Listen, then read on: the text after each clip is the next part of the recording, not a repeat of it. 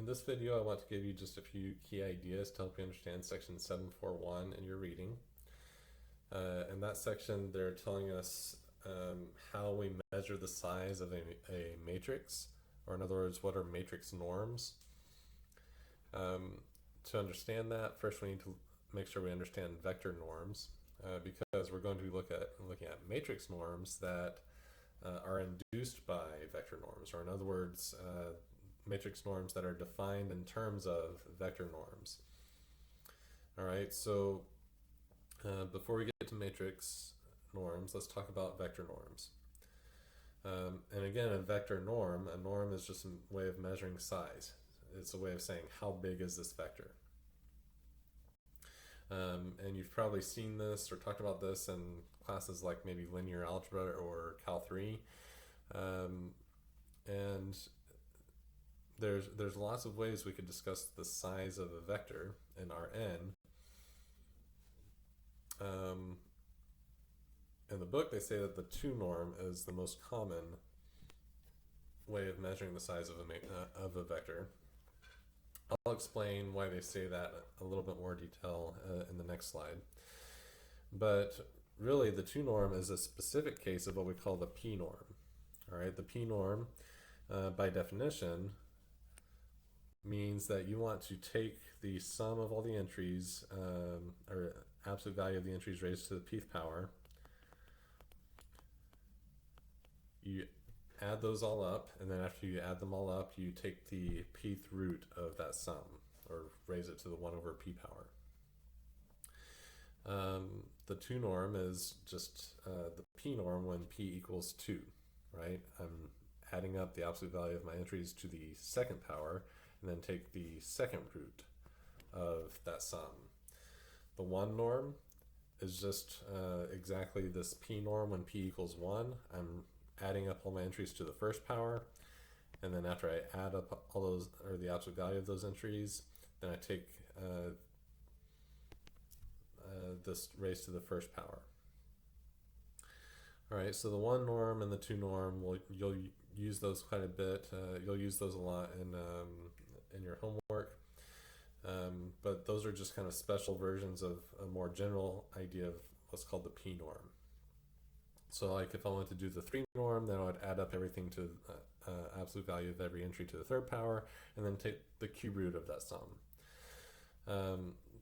And so we could show pretty easily that no matter what p is, the p norm is a valid way of measuring the size of a matrix, because the p norm satisfies these norm requirements that I have written down here. We're not going to prove this here, but for something to be considered a valid norm, it has to satisfy these 3 requirements. So we can show that if I'm doing the p norm, no matter what p is, then all 3 of these things would be true.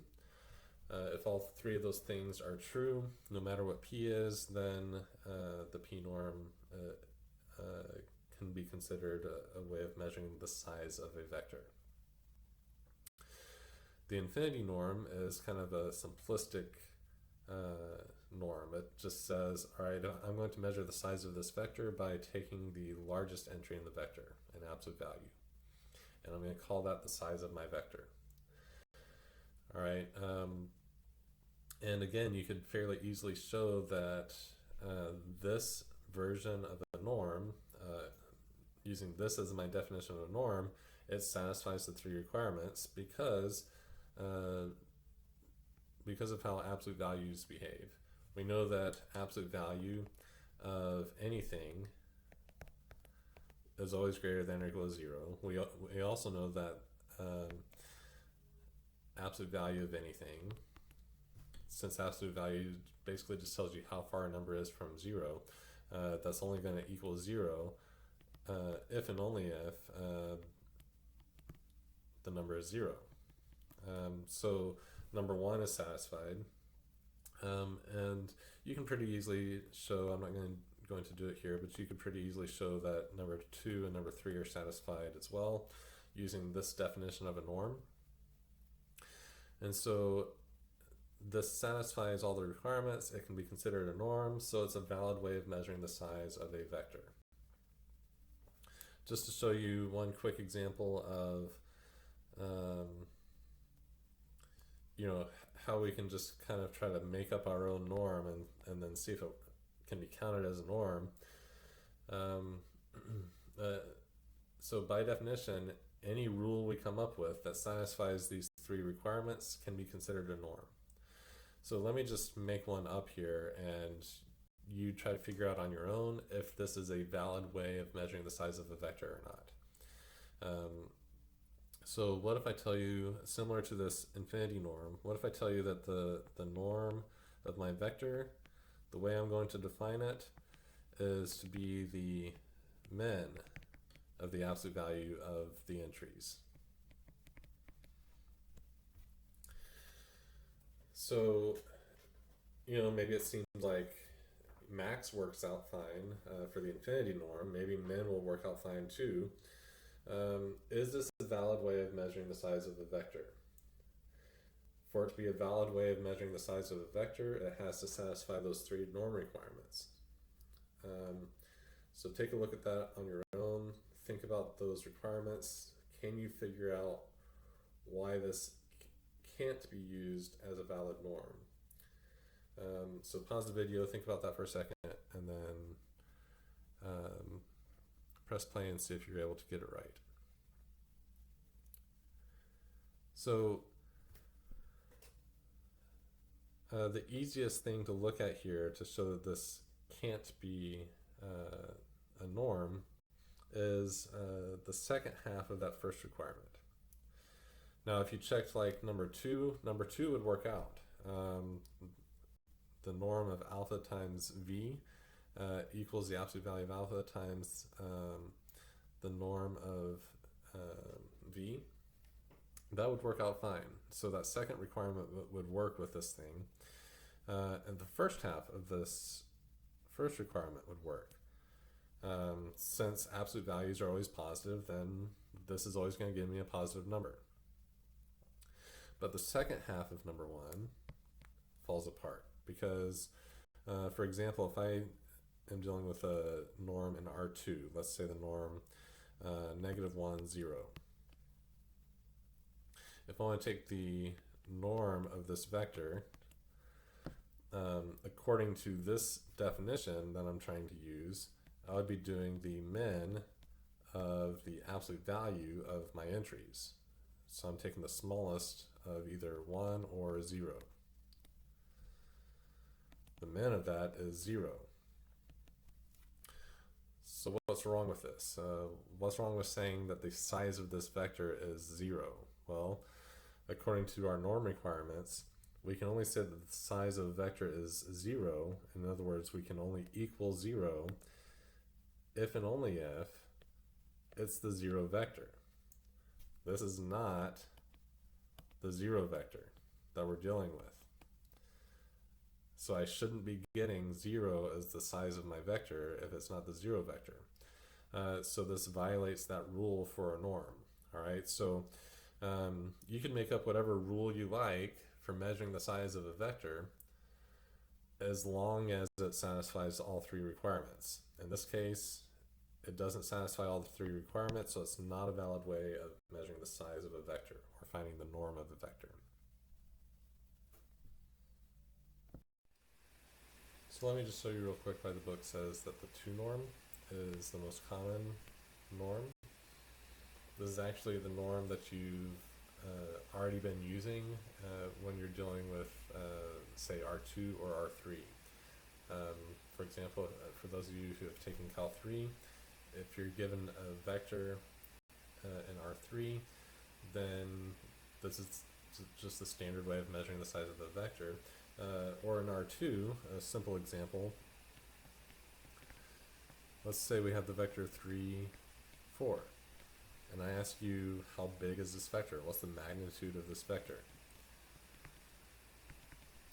Well, if we were using, say, the infinity norm, then we would say that the infinity norm of this vector is 4, because that's the biggest entry.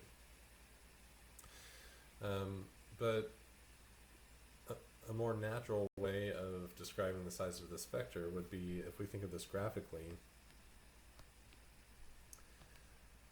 this vector 3, 4 can be expressed graphically as the vector that goes from the origin to the point 3, 4. And if I ask you how big that vector is, if we're thinking in geometric terms, or if we're thinking graphically, it doesn't really make sense to say that the size of that vector is 4 like we would for the infinity norm. What we would want to do kind of naturally is just say, how long is that vector?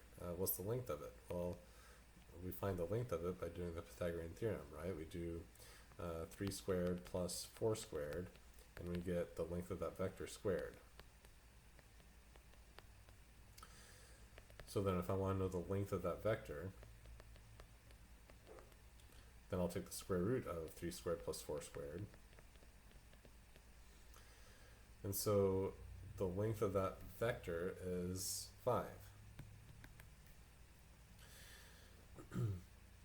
So in this case, in R2, this vector 3, 4, it's just kind of natural to say that the magnitude of the vector, or the norm of that vector, is 5, because that describes how long the vector is. So this 2 norm is really just kind of an extension of that idea of the Pythagorean theorem, or maybe we refer to it as the distance formula. What's the distance between this point 3, 4 and the point 0, 0?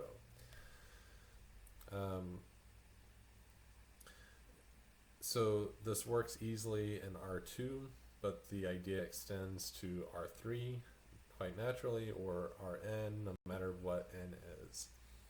Alright, so this 2 norm, the reason we say that it's the most common is because it's just a natural geometric way of thinking about the size of a vector. In other words, how long is a vector? What's the magnitude of the vector? These other norms don't have that same geometric meaning, right? The infinity norm isn't talking about the length of the vector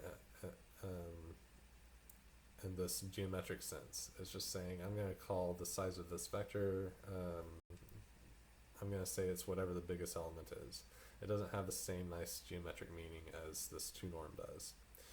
The other 2 norms, again, don't, the 1 norm or the p norm, if p doesn't equal 2, again, just don't have this same kind of natural geometric meaning to it. All of them are considered norms according to the definition of a norm, but this is why we say that the 2 norm is the most common.